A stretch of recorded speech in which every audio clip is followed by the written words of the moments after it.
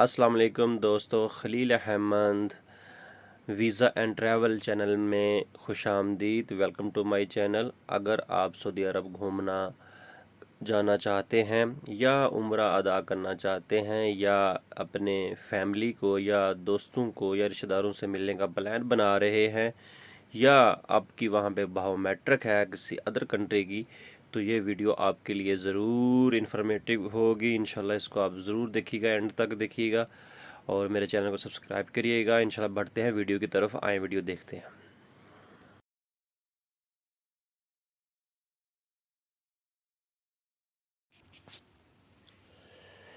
आज मैं आपको बताऊंगा सऊदी अरब का मल्टीपल एंट्री टूरिस्ट वीज़ा क्या है और उसकी फ़ीस कितनी है और कितनी बार आप सऊदी अरब जा सकते हैं, कितने दिन वहाँ क़याम कर सकते हैं और पाकिस्तानी इसके लिए कैसे अप्लाई करें या इंडियन या बांग्लादेश या नेपाल के लोग कैसे अप्लाई करें।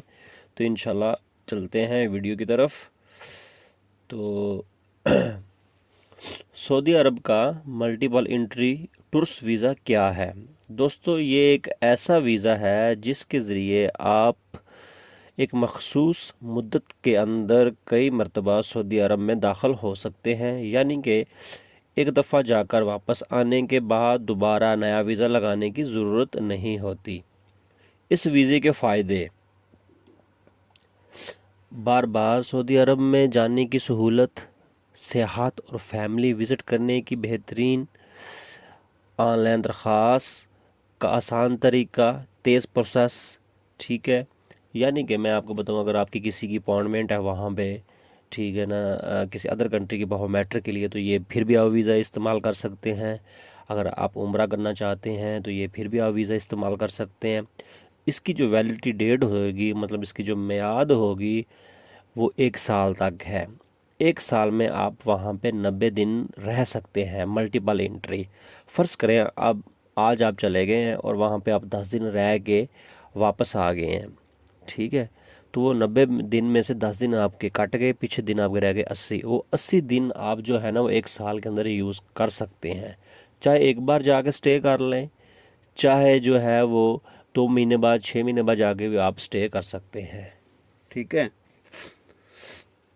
अच्छा जी, इसके लिए अप्लाई करने का जो तरीक़ाकार है ना जी, सबसे पहले जी आपके पास ज़्यादा आपने उम्रा करना हो, ठीक है, तो उम्रा भी कर सकते हैं आप।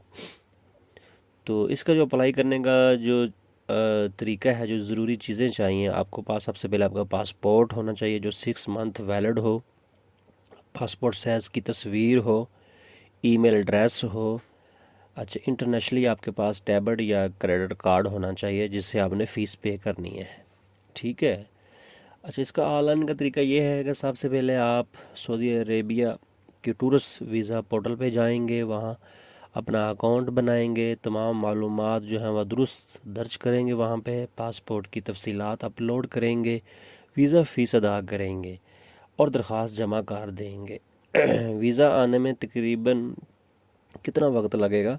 आम तौर पर वीज़ा चंद दिनों में जारी हो जाता है, लेकिन बाज़ औक़ात ज़्यादा वक्त भी लग सकता है। ठीक है भी, अगर एम्बेसी में रश है, ठीक है ना, जैसे अभी देखो कि हज ख़त्म हो रहा है तो उम्रा स्टार्ट होगा, तो इस वक्त एम्बेसियों में रश होगा, एप्लीकेशनें जा रही होंगी। ठीक है, तो ये बाज़ का 2-3 दिन के अंदर वीज़ा आ जाता है, बाज़ का तो 1 दिन में भी आ जाता है। ठीक है ना, तो फ़ीस अगर वीज़े की हम बात करें तो ये सऊदी अरेबिया के अगर हवाले से हम बात करें तकरीबन 400-500 रियाल के राउंड में आ जाती है फ़ीस, जिसमें इंश्योरेंस भी इंक्लूड होती है। तो आप ये हिसाब कर लें कि इंडिया, पाकिस्तान में, बांग्लादेश में, नेपाल में कितने पैसे बनते हैं सऊदी के 500 रियाल हों तो अगर आप सऊदी अरब के मल्टीपल टूरिस्ट वीज़ा के बारे में मज़ीद मालूमात चाहते हैं तो कमेंट में सवाल ज़रूर करें। वीडियो पसंद आए तो लाइक, शेयर और हमारे channel Khalil Ahmed visa and travel guidance को सब्सक्राइब करना ना भूलें। अल्लाह हाफिज़, अगली वीडियो में फिर मुलाकात होगी।